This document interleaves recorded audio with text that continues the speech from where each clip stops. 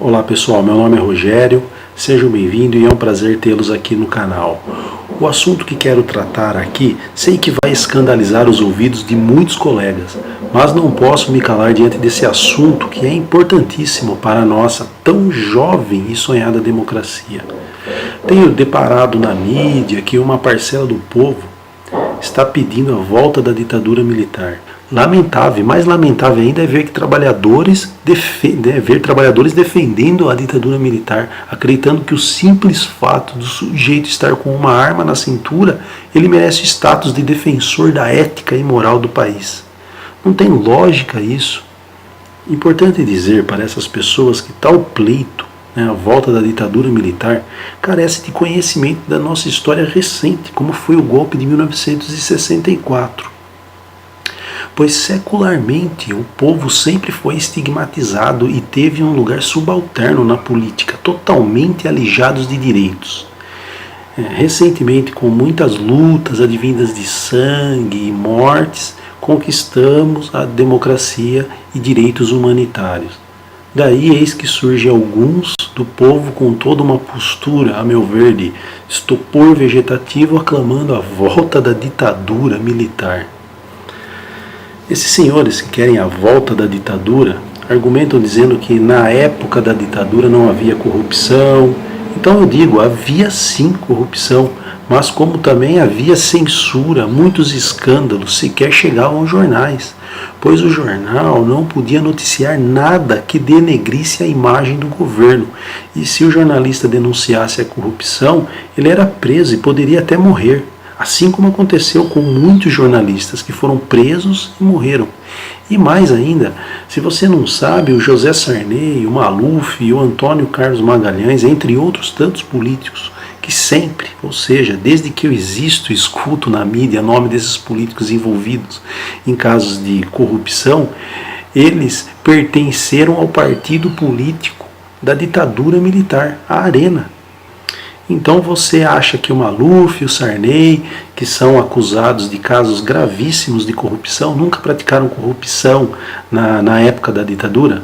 Ainda mais quando naquela época não se tinha um aparelho do Estado que investigava com tanta liberdade que tem hoje na democracia. Pois o Ministério Público na época da ditadura não tinha a liberdade que tem hoje, não podia acusar a corrupção que existia durante a ditadura militar. Só para vocês terem uma ideia, em 1976, as redações do jornal estavam tendo uma maior liberdade. Começou ali uma certa abertura, 12 anos depois, apesar de ainda estarem sob censura. O jornalista Ricardo Quiticho publicou no estado de São Paulo, ele publicou no estado de São Paulo reportagens expondo as mordomias de que os ministros e servidores da ditadura militar, financiados por dinheiro público, dispunham em Brasília. Por exemplo, uma piscina térmica banhava a casa do ministro de Minas e Energia, enquanto o ministro do Trabalho contava com 28 trabalhadores em sua casa para serviços particulares. No governo Médici também se observavam diversas regalias. O ministro do Exército, cuja pasta ficava em Brasília, tinha uma casa de veraneio na Serra Fluminense, com direito ao mordomo. Os generais do Exército, 4 estrelas, possuíam 2 carros, 3 empregados e casa decorada. Os generais de brigada, 2 estrelas, iam para Brasília e contavam com 27 mil para comprar mobília, para mobiliar a casa. 27 mil dólares para mobiliar a casa. Então esses são ali toda a mordomia que a ditadura militar dispunha, dinheiro nosso. Portanto, casos de corrupções também existiam na ditadura e da forma mais funesta, como por exemplo o contrabando na polícia do Exército, que a partir de 1970, dentro de uma companhia, de um batalhão da Polícia do Exército do Rio de Janeiro, sargentos, capitães e cabos começaram a se relacionar com o contrabando carioca. Tem até um capitão conhecido, famoso na época, que chegou a receber medalha de honra, medalha do pacificador pelo combate à guerrilha, na época da ditadura. Ele, que era integrante de quadrilhas Ele era integrante de quadrilha que comercializava ilegalmente caixas de uísque, perfumes e roupas de luxo, inclusive roubando cargas de outros contrabandistas. Mais tarde, esse capitão, ele se tornou um dos principais nomes do jogo do bicho no Rio de Janeiro. Ganhou fama também no meio do samba carioca, ele foi patrono da Vila Isabel. O Paulo Maluf, que era político que pertencia à ditadura militar, 2 anos antes de assumir o Estado, em 1979, ele foi acusado de corrupção no caso conhecido como Lutifala, empresa têxtil de sua mulher Silvia, que recebeu empréstimos do BNDE, Banco Nacional de Desenvolvimento, quando estava em processo de falência.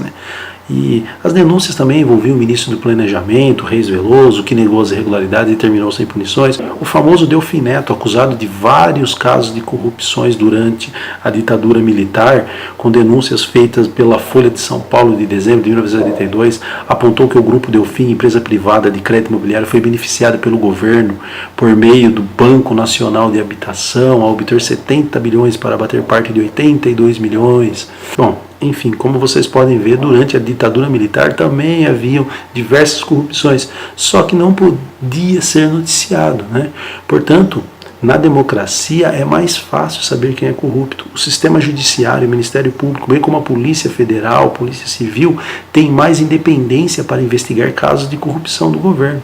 Na democracia, a imprensa pode investigar livremente casos de corrupção e o cidadão também fica assegurado o direito de fazer acusação.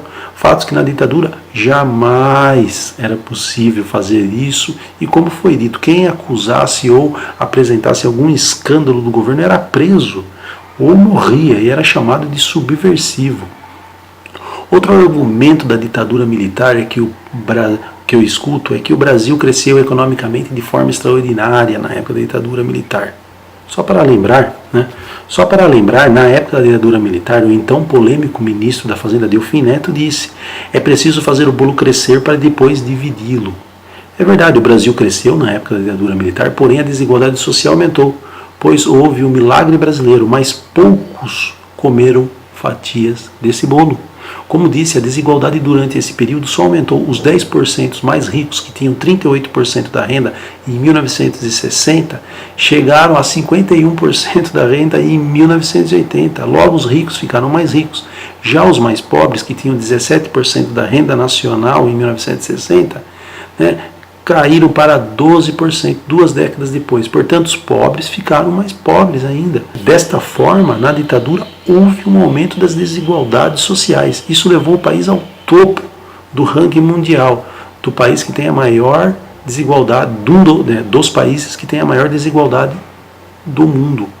Logo, é muito triste ver pessoas defendendo a ditadura, e mais triste ainda é se for trabalhador, pois a usurpação que a ditadura cometeu com os trabalhadores foi de um abuso sem tamanho. Ela tratou os trabalhadores pobres como um cidadão de categoria inferior do Estado, inferiorizou e manipulou o trabalhador, pois, só para lembrar, o salário mínimo foi estipulado por Getúlio Vargas em 1940, e um mês antes do golpe, em 1964, o salário mínimo tinha alcançado um de seus valores reais mais altos. E cabe lembrar que a ditadura militar durou 21 anos e o salário mínimo foi corroído propositalmente e perdeu, em termos reais, mais de 80% do seu valor.